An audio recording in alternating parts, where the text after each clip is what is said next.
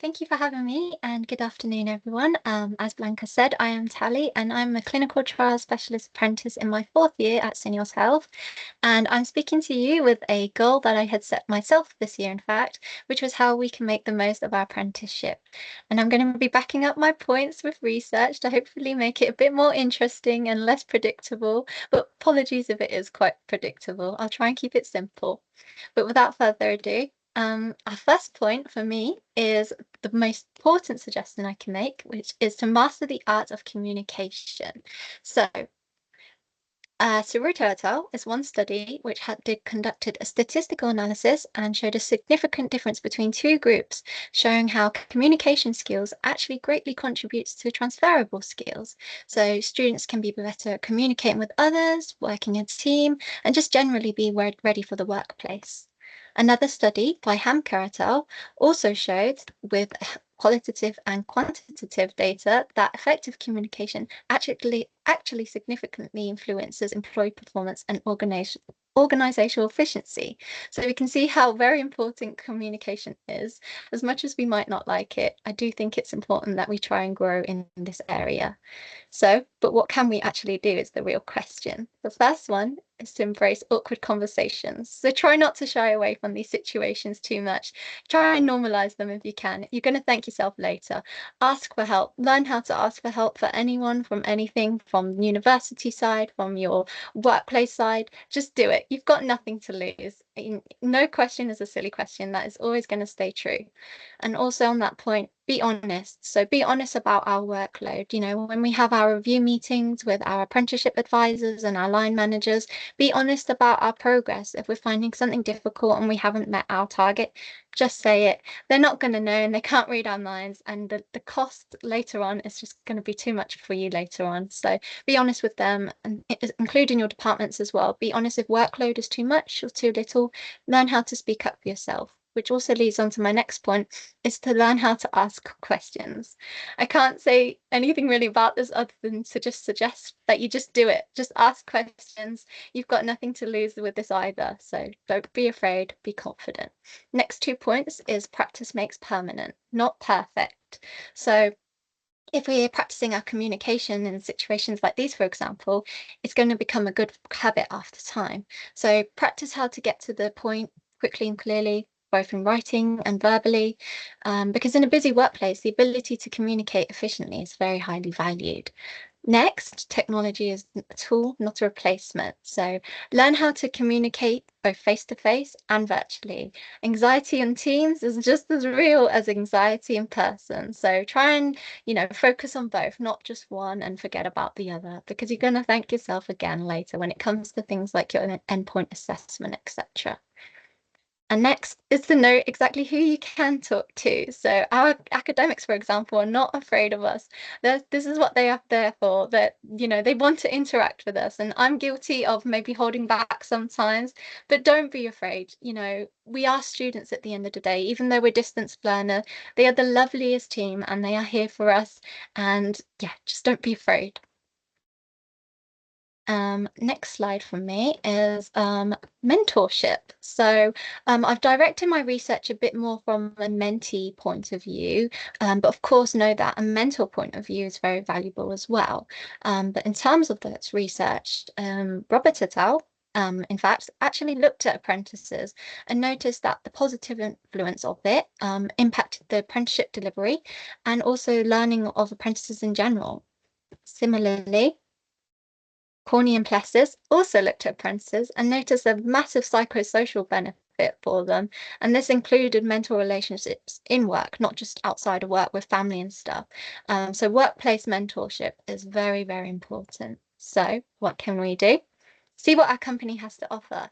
You might not know it, you might know it already, but our companies might offer some mentor programs. At Senior Health, for example, we have a mentorship program every year. And I think I've done it for about 2 years out of the 4 years I've been here. And I wish I had done it straight away. I cannot recommend it enough. It was very nerve-wracking at first, but it's a really excellent way to connect, find your interest, and just take a break from, the department and like the academics and just know that you're human and that you can relate to people, even if they're very senior. Um, So see what your company has to offer and talk to people and ask them if you want to know if there is a program available or not. But equally, if there's no programs, be proactive. So if you find someone or their work or both, find it interesting, connect with them. Don't be afraid. Just it's just the team's message, you know. Build up that confidence in yourself and just at the same time, don't stick with just departmental colleagues. So even if it's completely unrelated to where you're at, and you're seeing something in the future that you might be interested in, take that step forward, you know, go out your comfort zone, which I'll speak about soon, and just connect with them. You've got nothing to lose once again. Um, and know also that it's two ways. So when I had the experience with the mentorship program, it was more of a reverse mentorship setup. So even though she was completely senior, I had 4 years of experience and she had 40 and was an ex-doctor. My insights were still valuable to her. I might have not known very technical stuff, but you know, knowing things about life in terms of, you know, adapting to change and stuff like that. She actually found that really useful to hear from me. So, you know, you might be younger and less knowledgeable, but it can work, and it can go both ways. And in my opinion, it should go both ways. It shouldn't be just a one-way thing. So know that. And also come prepared for meetings. So if you already have your departmental mentors, for example, come prepared to the meetings. If you're fascinated by their work, have questions ready. Or if you don't have questions ready, whilst you're in the meetings, don't hold back. Just say what you want to say. Say, "Oh, I like how you did this. How did you get there?" Don't be afraid to do that. You know, we're in a really beautiful scheme where, you know, we can take advantage of these opportunities. So my biggest recommendation is to just not be afraid. And that also means that it's limitless. So you can be a connector anywhere. So if you notice like synergies or potential collaborations between colleagues or teams, be proactive in suggesting them and encouraging them. So in the same way, you know, interact with your other year groups, the older, the younger, that's if you have other year groups, of course. But no, they're not your enemies or your competitors. We're all in this together. So you can be a mentor for someone that's in the lower year group, or you can also be a mentee for someone that's even younger than you. It works like that too. So don't be afraid. Next is to step outside your comfort zone like I am today. So arguably this is not integral, but again, you're going to absolutely thank yourself for this later on when you're going to try and normalize these very difficult situations. So when you get to that sort of unknown, you're going to have a part of known about it. So just do it. You know, we only live once, and this is again a beautiful scheme to be able to do this and, you know, just step out there. So for my research, I've got a lovely diagram here, which in essence just shows how growth and improved performance often happens when we push beyond those current comfort zones. So after that, we go in sort of like a transition period, and then after that, we reach an even higher optimal level of comfort zone. So you're not going to get there until you push yourself. So just do it. But what can we do? So for me, my first tip is actually an experience that I had myself, which was to take advantage of university modules. So I'm not sure how many people on the call are on the same scheme as me, but a lot of our level 5 modules was to speak to a data manager, speak to this person, you know, find someone in your workplace related. So I took advantage of that, and I found myself speaking to qualified people for pharmacovigilance. I found myself speaking to like quality assurance teams. And it was here, in fact, where I found my interest for data management. And now I'm placed in data management. So it's going to have some sort of good repercussions. So, yeah, take advantage of your academics because it can indirectly help you with your vocationals, vice versa. Next is again, as per my last slide, is to collaborate with other colleagues. So if time permits, sit with them on Teams or in person, see what they get up to, seek shadowing with them. Yeah, learn from them, even if you're not in their department. Take advantage of any time you've got together and just say, hey, like, oh, what are you doing? What are you up to this week? And show me how you do it. Because for me, I just want to know everything. I'm so nosy like that. I don't know if anyone's the same. But just don't keep that nosiness to yourself. Just ask. Of course, in moderation. You don't want to be too pushy. And then next is to attend webinars and conferences like these. So that includes as well checking your work policies, because I think about halfway through the apprenticeship, I actually found out that our workplace, so Seniors Health, actually has a policy to allow one face-to-face conference per year, expensed in terms of travel. So, see what policies that are available to you to take advantage of these opportunities. And equally, there's so many free webinars online, and I might try and find one and attach it after this meeting.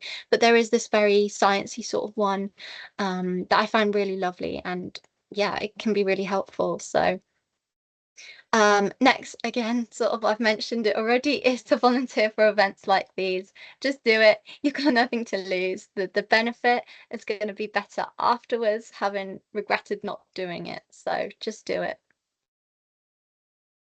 And now, so keep on top of our KSBs and our competencies. So one awesome but study by Biggs et al. Is actually combining constructivism and instructional design to show, how students, what they are meant to learn, how they are taught, and how they are tested should all sort of match up. And that will help them understand the subject better, which is sort of like a competency-based learning, which is in fact what we've got. So on that note, one study actually showed for nursing students that this sort of competency-based learning for nursing students helped them to be better at research, more motivated, more positive, more everything basically. So, your style of learning as an apprentice has been shown in research to be beneficial. So, tick that off. Sorry if you can hear background noises. Of course, the post has to come when I'm presenting. Um, so yes, what can we do? So I've seen a lot of apprentices do this. I think I did it myself in first year, and I'm guilty of not doing it. But it's so great to just make your own resources, your notes, your how-to guides, take advantage of like programs like OneNote and stuff. And it's just so beneficial upon reflection to look at how you did a task later on, or even as you do it. It's going to be really good for your EPA as well, because you need those points for your KSBs. So make your own sort of notes in your own kind of language. And this could also benefit others as well when they're going to join your department in the future. You can probably pass that on. So it's just very beneficial.